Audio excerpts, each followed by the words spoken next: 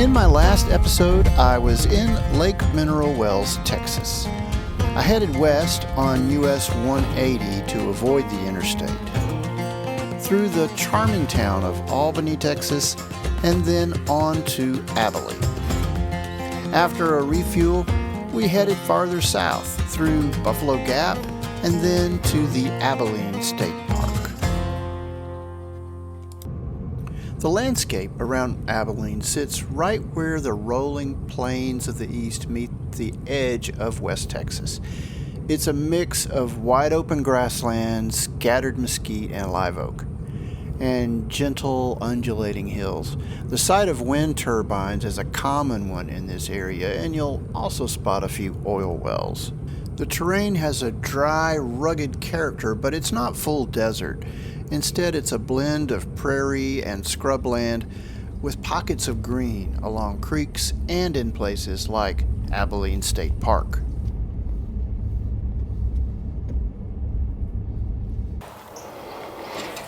Well, Oreo and I are at the Abilene State Park. It's a little bit south of Abilene. It's near the town of Buffalo Gap, which looks like a really neat town. I might go over there tomorrow and explore a little bit. There's an old West kind of town down there, so that might be interesting. I just went on a little hike through the nature trail here. This is not a huge park, but it's got quite a few camping spots, and the spots are very isolated. I can see the people across the way a little bit, but between the sites there's a lot of vegetation, and it's pretty good.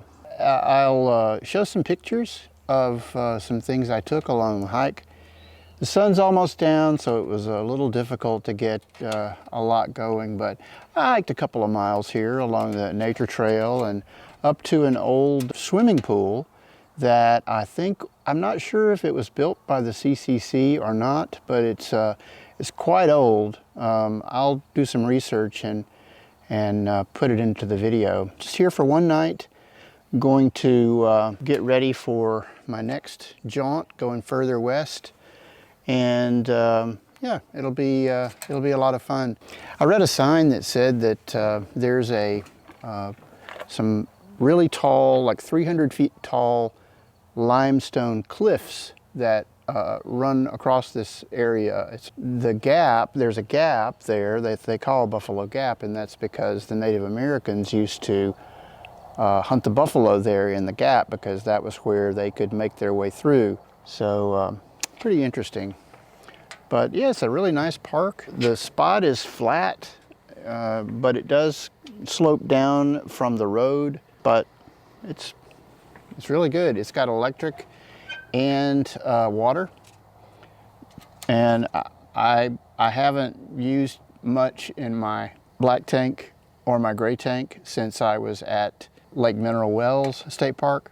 I'm probably not going to dump here, and I'll probably dump the tanks at my next stop. Sun's starting to go down. We're gonna turn in here in a minute. There's a burn ban currently in effect, so I can't make a fire or anything. Yeah, we're just gonna kind of take it easy, chill, do a little bit of reading, and that'll be it.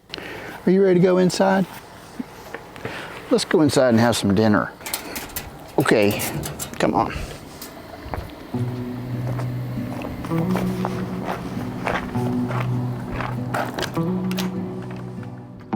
The nature trail runs alongside Elm Creek, which was a major source of water in this area.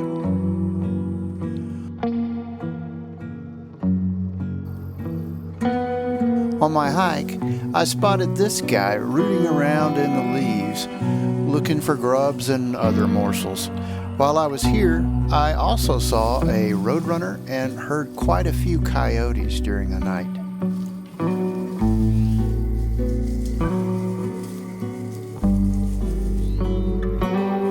Besides the camping sites, the park also has these yurts available.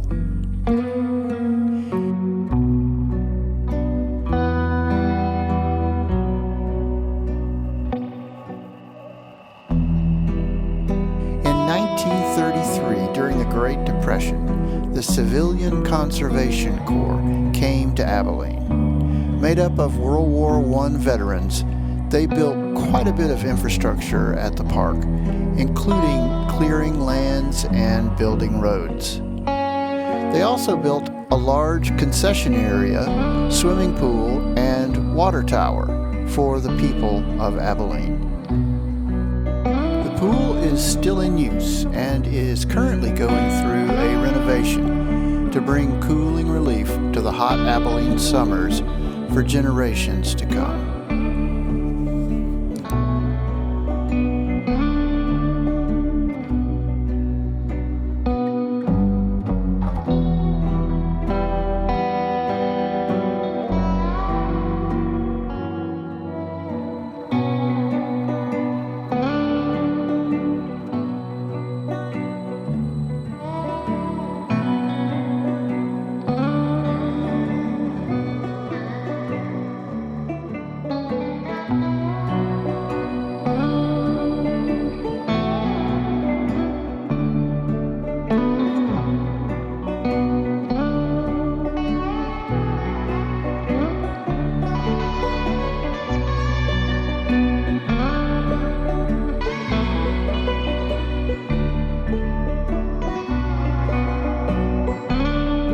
It's a beautiful day here in Central Texas, and we're leaving the Abilene State Park. It's a beautiful place. If you get a chance to come visit, I would definitely recommend it. 2 thumbs up. Wish I had a little bit longer time to spend here, but yeah, it's a really great spot, and now it's time to hit the road.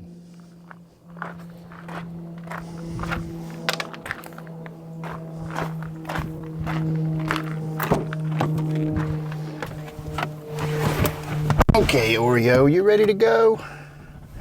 Hop down.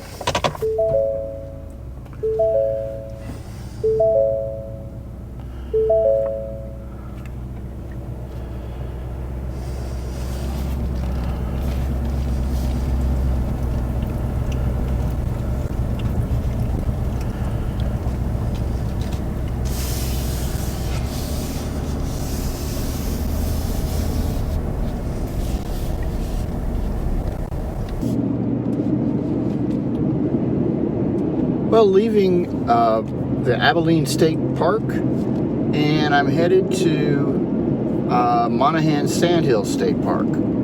And I had a choice.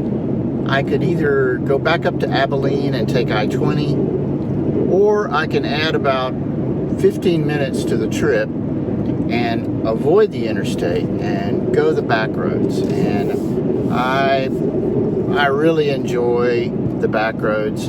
I don't like getting into especially big cities with the camper. You know, it's tough to navigate. I'm really nervous about lanes and all of that. So, yeah, we're going to go the back roads, and we get to see a little bit of Texas that we might not otherwise get a chance to see. Quirky things on the side of the road and that sort of thing. Quirky things such as Peña's Red Barn Cafe in Bronte, Texas. This is the kind of small town place where everybody knows everybody else. They have Mexican and American food, and my server convinced me to order the hamburger steak special, which was perfect comfort food for the road. How you doing? Pretty good.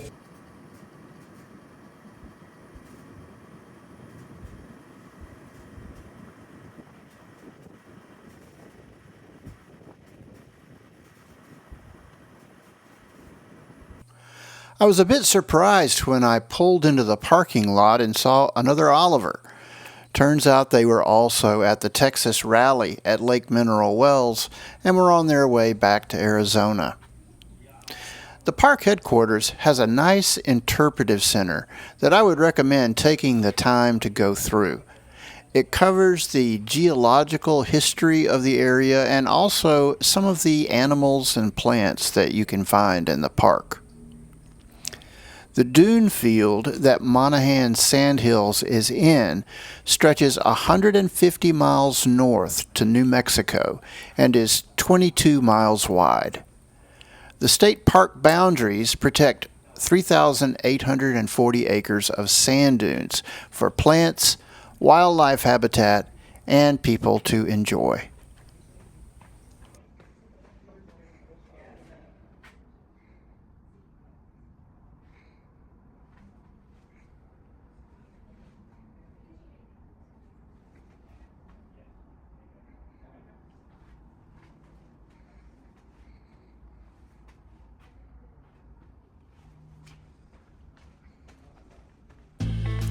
The park has only one main road, and it's about 2 miles from the park headquarters to the campground. There are no marked trails here, and you are free to explore at will. If you're feeling adventurous, the park will rent you a sand disc, and you can try your hand at sand surfing. There are 25 campsites out here that have water and electricity.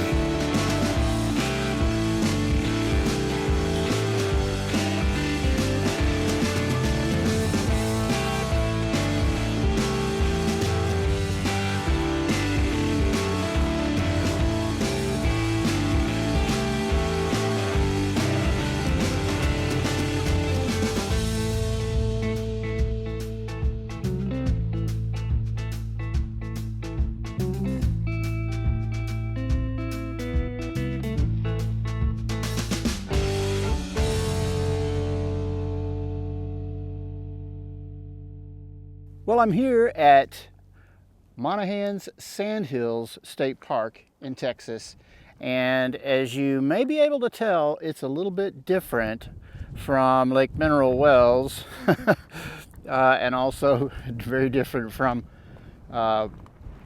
Abilene State Park.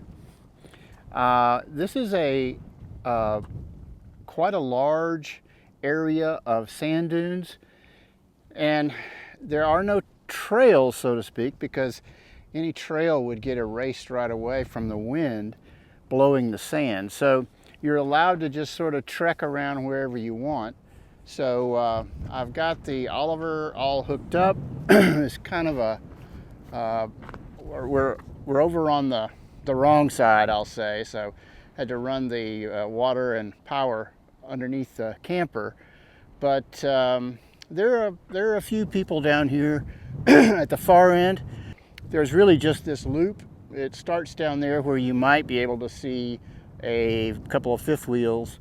It comes around down this way, loops around, and goes back on the other side of this sand dune.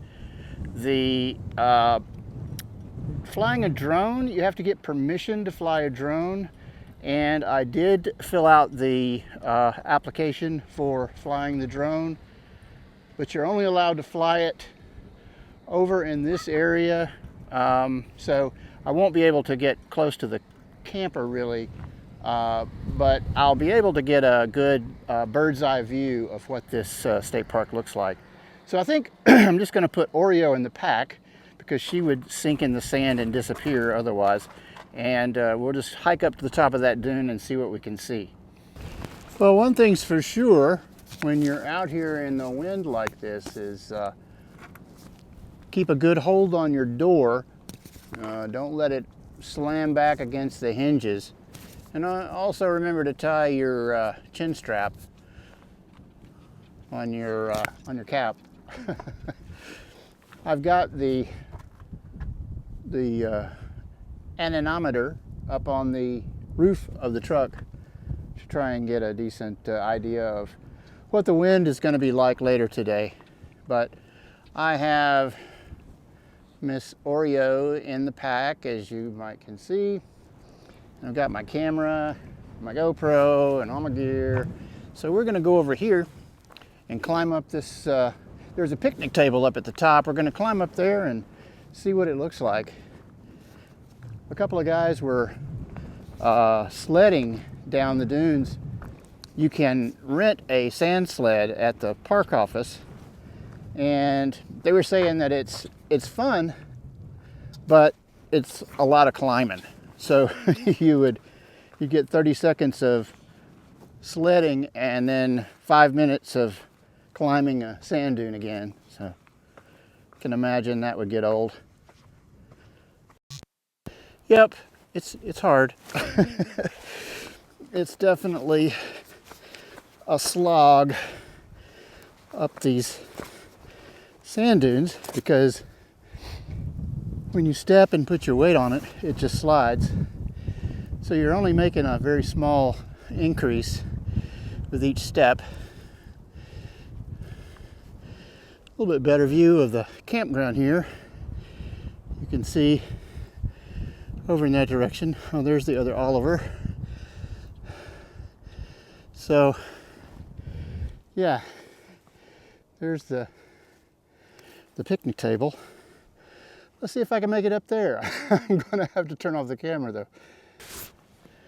Okay, there's a few mesquite up here along the top. And you can see the vegetation has grown over these dunes in the back.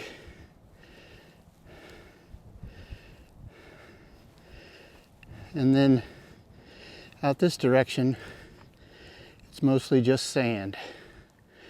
There's a couple of folks, I don't know if you can see them, and a dog. Looks like they're have some of those sand sleds with them. But yeah, if I'm thinking maybe if I go over this way, I can walk where there's a little vegetation that kind of holds the sand in place. It won't be like climbing up the side of a sandbox. And once I catch my breath, we'll take a look over there.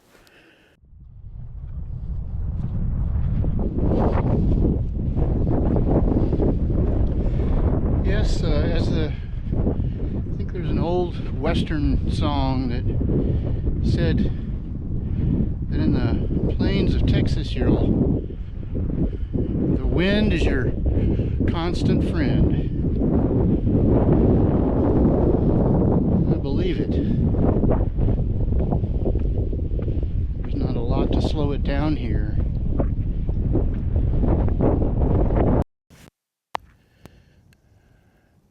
I know the GoPro doesn't have very good distance, but you can see a couple of people over there with the sand sleds. You can see one of them climbing up. It's a lot of work. Not my thing for sure.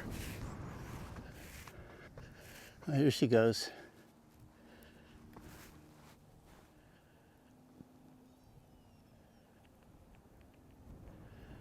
Yippee!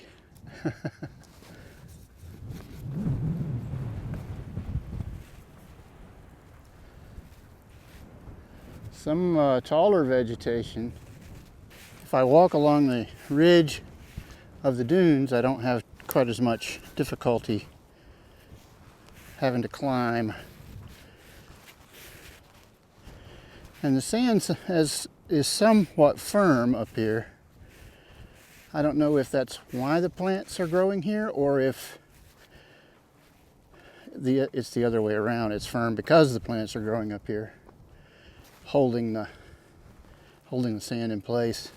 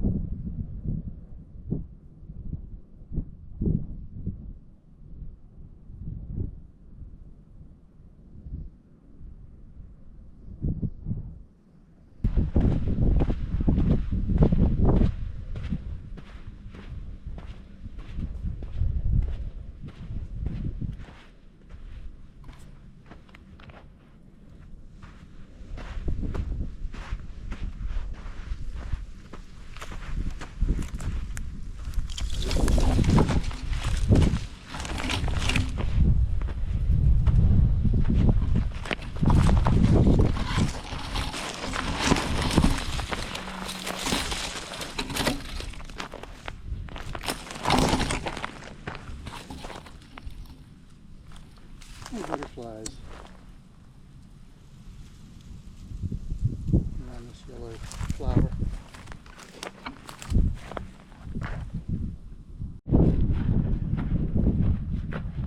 When you're camping, you want to stay to the left of the white building. To the right is a day use area. They have picnic tables and some grills and that sort of thing. Section House Pavilion. Oh, okay. So you can rent it out or use it by permit anyway. Oh yeah, I see some tables inside. That would be pretty neat. Come out here for a get-together. Got a barbecue grill. Oh, a propane tank. And some tables.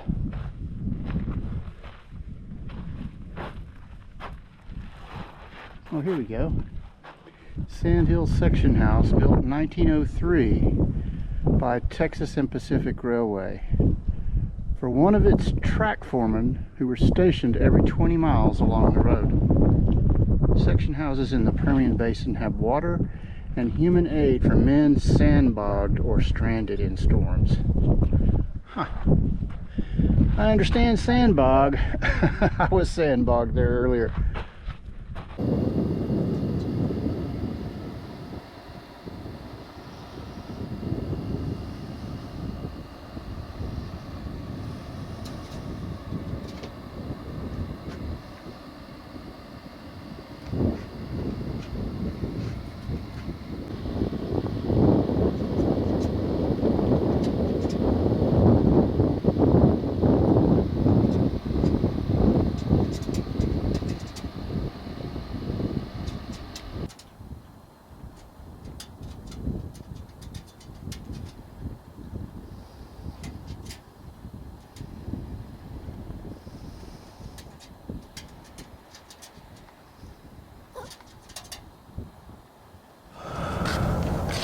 Well, it's cool out. It's still windy and very overcast today.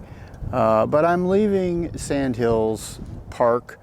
It's a really interesting place to me, especially if you had some time and you wanted to trek out into the dunes. For me, you know, it was really just an overnight stay. But yeah, it's a great place. The hookup over here was a little bit backwards, but that's okay. I thought this road was a one-way, but apparently you can go both ways. So I could have pulled in the opposite way, but that's all right. Like I say, I was only here for a short time. But if you are in this part of Texas and you are needing a nice overnight spot to camp, this is a great spot. Got electric and water, and then they've got a dump station on the way out, which I'm about to go visit. So let's get on the road.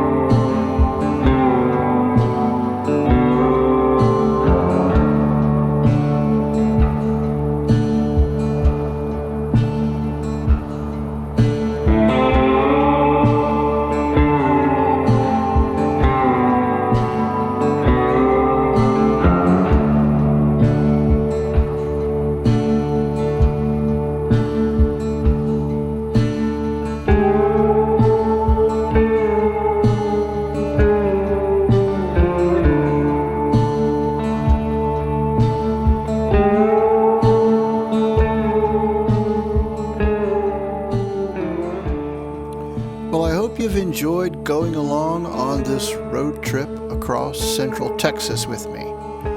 I am continuing south from here for another great adventure. So YouTube is not showing my video to as many people as before. So if you subscribe, give me a thumbs up and comment on my videos. It means a lot for the algorithm. But as always, thanks for watching.